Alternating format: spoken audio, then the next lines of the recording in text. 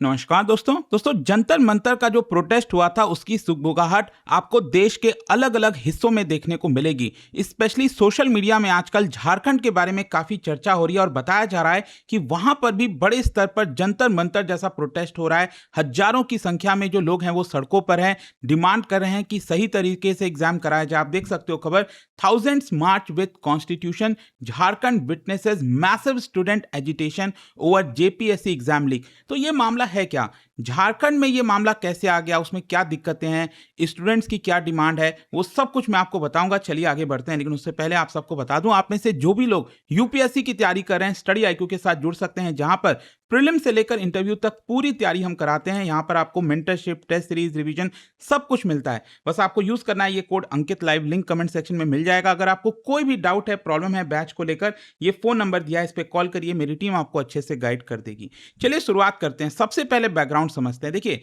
Jharkhand create किया गया था सन 2000 में 15 नवंबर को, और इसका जो मेन एक एक्सपेक्टेशन था कि अच्छे से गवर्नेंस हो, फास्टर डेवलपमेंट हो, और कहीं ना कहीं इसमें सबसे बड़ा रोल होता है मैन पावर का। मतलब एज अ रिक्रूटिंग एजेंसी आप कितने अच्छे तरीके से बेस्ट कैंडिडेट को चुनते हो, वो काफ़ी हद तक इंपॉर्टेंट हो जाता है। और इसीलिए क्योंकि देश के अलग अलग राज्यों में उनका खुद की रिक्रूटमेंट एजेंसीज थी, उसी प्रकार से झारखंड जब बना तो वहां पर बनाया गया झारखंड पब्लिक सर्विस कमीशन। जो झारखंड पब्लिक सर्विस कमीशन है, वो ऑफिसर्स जो प्रेस्टिजियस आपके पोजीशन पर होते हैं स्टेट सर्विसेज में, उनको रिक्रूट करता है। जैसे deputy collector, deputy superintendent of police, BDO level पर officer, state tax officer, labour officer. मतलब बताया जाता है ये जो पोजीशन है वो झारखंड राज्य के one of the prestigious government jobs में से आती है। तो जाहिर सी बात है बहुत सारे कैंडिडेट्स एग्जाम देते हैं, उसमें इंटरेस्ट रखते हैं। अच्छा, यहाँ पर देखिए कॉन्स्टिट्यूशनल स्टेटस है जेपीएससी का।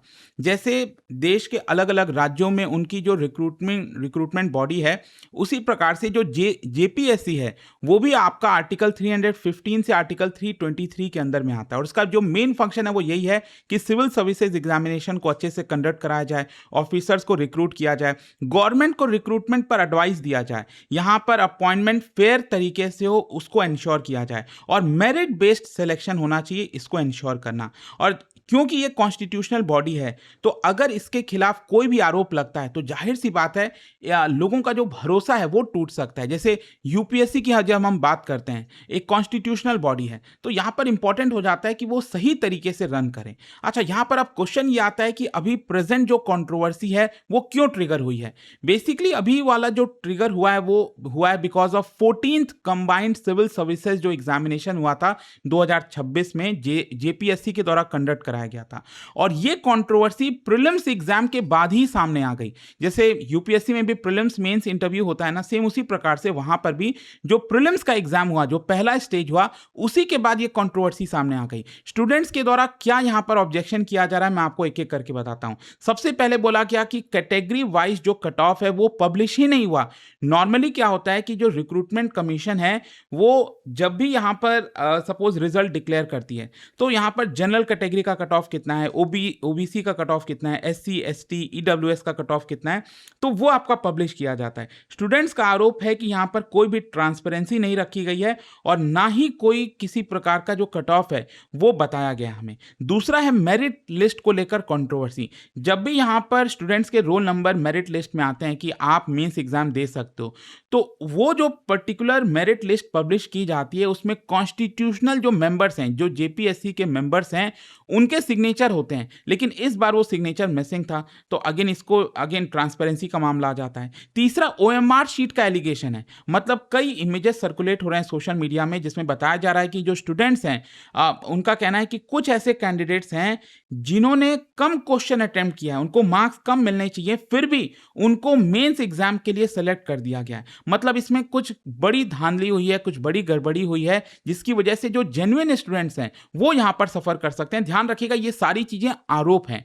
फिर इसके अलावा यहां पर रिक्रूटमेंट रैकेट चल रहा है। जैसे नीट का एग्जाम हमने देखा, जिसमें आपने देखा होगा कि बाहर से बहुत सारे जो शरारती तत्व हैं वो यहां पर कहीं ना कहीं पेपर लीक करवाते हैं, पीछे से कुछ घुसखोरी करने की कोशिश करते हैं, पेपर लीक करवाकर स्टूडेंट्स को दे देते हैं। तो यहां पर भी बताया जा रहा है कि सीआईडी का जो इन्वेस्टिगेशन हुआ था उसमें जेपीएससी के जो ऑफिसर्स हैं, उनके जो घर हैं, वहां पर छापा मारा गया। कुछ जेपीएससी के ऑफिशियल्स को को गिरफ्तार भी किया गया। कुछ एम्प्लॉयज जो प्राइवेट एग्जामिनेशन एजेंसी से लिंक्ड हैं उनको भी अरेस्ट किया गया है और यहाँ पर जांच जारी है कि कौन कौन जो आउटसाइड एजेंसीज हैं वो इसके अंदर इन्वॉल्व थी, वो यहाँ पर पेपर में धांधली करवाई हैं। तो ये सारी चीजें ऑलरेडी इन्वेस्टिगेशन में चल रही हैं। तो यहाँ पर एजिटेशन इतना बड़ा क्यों हो गया? बेसिकली जो मूवमेंट है ना, आप समझिए ये सिर्फ एक एग्जाम को लेकर नहीं है। जैसे कि नीट का आप ले लो, अभी जो जंतर मंतर पर इतना बड़ा प्रोटेस्ट हुआ, वो सिर्फ ऐसा थोड़ी है कि 2026 में नीट का पेपर लीक हुआ और उसके बाद सरकार ने भले ही उसका री एग्जाम करा दिया, रिजल्ट भी आ गया। बात उसकी नहीं थी। अगर आप देखोगे ये पैटर्न बनता जा रहा था पिछले कई वर्षों से।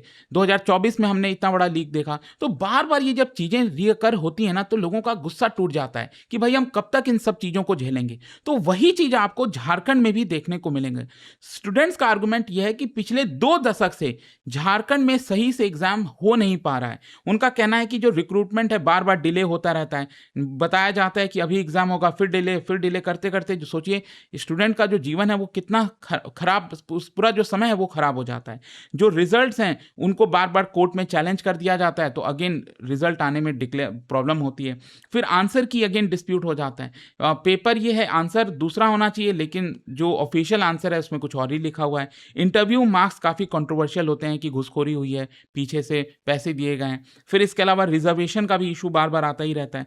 पेपर लीक और इवैल्यूएशन का जो कंसर्न है वो भी रिकर होता रहता है। तो बहुत सारे एस्पिरेंट्स हैं, उनका ये कहना है कि हमारा एक लंबा जो जीवन है वो इसी में चला जाता है। इनफैक्ट इसका हिस्टोरिकल कंट्रोवर्सी है। पहला और सेकंड जो जेपीएससी का एग्जाम हुआ था उस समय भी अगर आप देखोगे तो बहुत सारे इरेगुलरिटीज के आरोप लगे थे और अल्टीमेटली मामला चला गया सीबीआई के पास और अभी तक उसको लेकर स्क्रूटनी चली रही है। फिर यहाँ पर रिक्रूटमेंट में डिले, यहाँ पर कई समय से जो भर्तियां नहीं हो पा रही हैं, इसकी वजह से ऑफिसर्स की शॉर्टेज होना, अनएम्प्लॉयमेंट क्रिएट होना एस्पिरेंट्स में, लिटिगेशन, कोर्ट में बार बार जाना, एडमिनिस्ट्रेटिव डिले, तो बार बार रिक्रूटमेंट में इश्यूज आ रहे हैं। खैर, स्टूडेंट यहाँ पर कॉन्स्टिट्यूशन क्यों कैरी कर रहे हैं? देखो, जो स्टूडेंट्स हैं उनका कहना है कि हम किसी पॉलिटिकल पार्टी से बिलोंग नहीं करते हैं, हम देश का झंडा और संविधान लेकर चलेंगे और यहाँ पर इस मूवमेंट को एक प्रकार से पीसफुल बनाएंगे, नॉन पार्टीशन बनाएंगे और कॉन्स्टिट्यूशनल वैल्यूज के साथ रूटेड हम बनाएंगे। मतलब हमारा पूरा फोकस जस्टिस के ऊपर है। और मैं देख भी रहा था बहुत सारे जो स्टूडेंट हैं जो धरने पर बैठे हुए थे झारखंड में, उनका ये कहना था कि देखिए दिल्ली के जंतर मंतर पर तो बहुत सारा खाना आ रहा था, वहाँ पर लोगों के पास, हमारे पास सस्टेन करने के लिए कुछ नहीं है, लेकिन फिर भी हम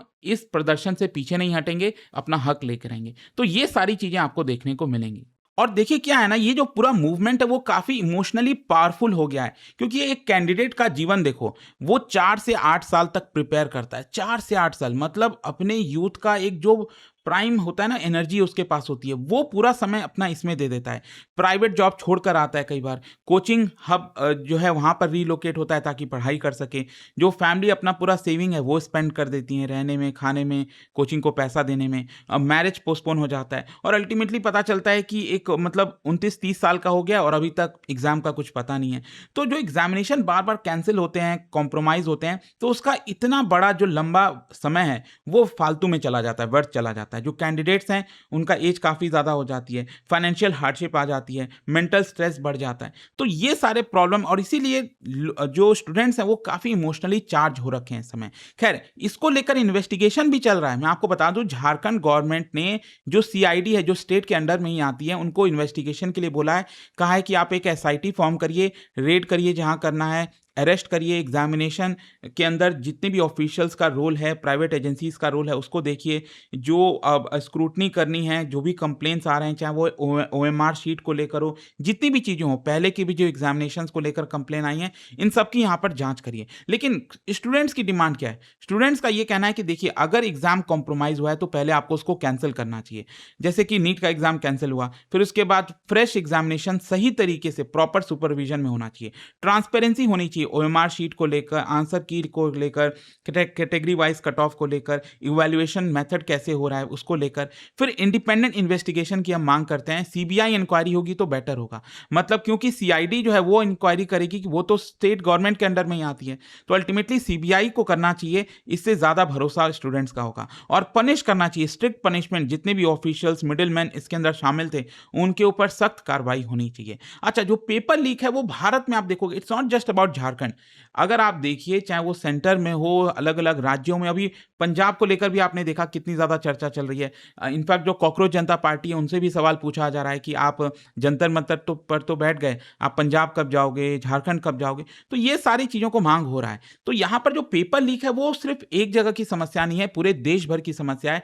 और इसके कारण समझिए, एक तो ऑर्गेनाइज्ड क्रिमिनल नेटवर्क, इनका बहुत तेजी से ग्रोथ हुआ है। क्या है ना कि हमारे देश में सप्लाई कम है, डिमांड बहुत ज़्यादा है। मतलब गवर्नमेंट जॉब की वैकेंसीज काफ़ी कम आती हैं, लेकिन उसको भरने के लिए उसमें कंपटीशन इतना ज़्यादा हाई है। तो जब भी इस तरह की चीज़ें होती हैं, जब भी कहीं डिमांड होगी, तो कहीं न कहीं उसको कोई फुलफिल करेगा और पीछे से ये जो क्रिमिनल नेटवर्क्स हैं, वो यहाँ पर आने लग गए हैं। डिजिटल वल्नरेबिलिटीज़ हो गई हैं, जब भी क्वेश्चन पेपर ऑनलाइन वगैरह अपलोड होता है, तो कहीं न कहीं अगर वो सही तरीके से सिक्योर नहीं है, तो लीक हो सकता है।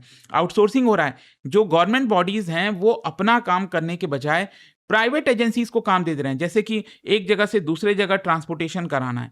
तो यहाँ पर जब भी प्राइवेट पार्टीज इस तरह की चीज़ों में शामिल होती हैं, तो लीक के चांसेस भी कई बार बढ़ जाते हैं, अकाउंटेबिलिटी कमज़ोर होती है यहाँ पर। तो ये सब इश्यूज आपको पूरे देश भर में देखने को मिलेगा। इसका वे फॉरवर्ड क्या है? देखो, अगेन वही चीज़ जो हम बार बार कहते आ रहे हैं कि end to end encrypted transmission होना चाहिए, क्वेश्चन पेपर का लीक ना हो, मल्टी लेयर डिजिटल स्क्रूटनी होनी चाहिए, बायोमेट्रिक वेरिफिकेशन के थ्रू, मैंडेटरी पब्लिकेशन होना चाहिए आंसर की ओएमआर शीट का। जो बाकी के एग्जाम्स के लिए है, वही चीज यहां पर भी आपको देखने को मिलेगा। अब देखते हैं झारखंड में किस तरह से चीजें आगे जाती हैं। जाने से पहले आप सबके लिए एक इंटरेस्टिंग क्वेश्चन, क्या आप बता सकते हो इनमें से जितनी भी ट्राइबल अपराइजिंग है उसको क्रोनोलॉजिकल ऑर्डर में आपको लगाना है, पहले कौन हुआ उसके बाद कौन, और इस तरह से। और इसका जो राइट आंसर है आप सब जानते हैं, मेरे इंस्टाग्राम पर तो मिलेगा ही, वहां पर अगर आप नहीं हो कोई बात नहीं, टेलीग्राम से ले सकते हैं इसका सही उत्तर। और दोस्तों, जैसा मैंने आपको बताया, अगर आप यूपीएससी की तैयारी कर रहे हैं, कोई भी बैच चाहते हैं, आपको बस यूज करना है ये कोड अंकित लाइव, और आप मेंटरशिप, टेस्ट सीरीज, सब कुछ आपको इन बैचेस में मिलेगा। अगर आपको कोई डाउट है, प्रॉब्लम है बैच को लेकर, ये फोन नंबर दिया है, इस पे कॉल करिए, मेरी टीम आपको अच्छे से गाइड कर देगी।